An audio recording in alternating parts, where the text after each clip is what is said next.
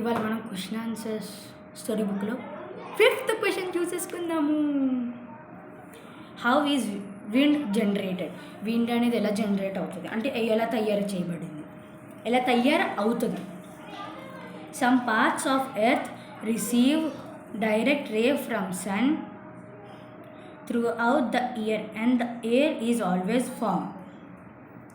Some కొంచెంగా part of ఎర్త్కి డైరెక్ట్గా ఎర్త్ని అంటే ఎర్త్ మీద డైరెక్ట్గా పడినప్పుడు sun rays throughout the ఇయర్లో పడుతుంది.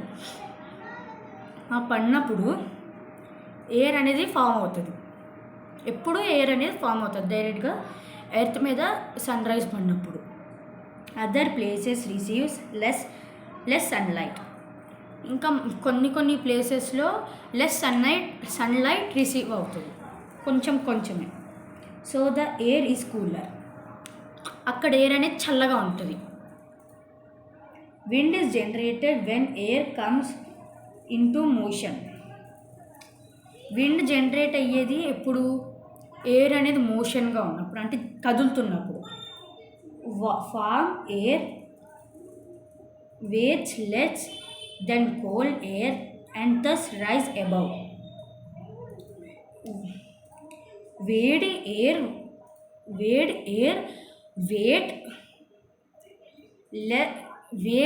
వేడిగా ఉన్న ఎయిర్ వేట్ అనేది చాలా లెస్గా ఉండి కోల్డ్ ఎయిర్ కన్నా లెస్గా ఉండి సన్ రైజ్ అబౌవ్ రిసీవ్ అవుతుంది.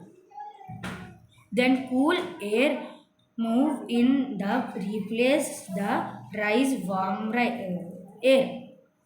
ఇంకా కూల్ ఎయిర్ అనేది మూవ్స్ అయ్యి రీప్లేస్మెంట్ అంటే అటు ఇటు కదిలి warm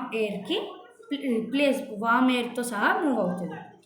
that moment of air result is in wind. ఆ మూమెంట్ని ఏమంటాము? విండ్ అని అంటాము.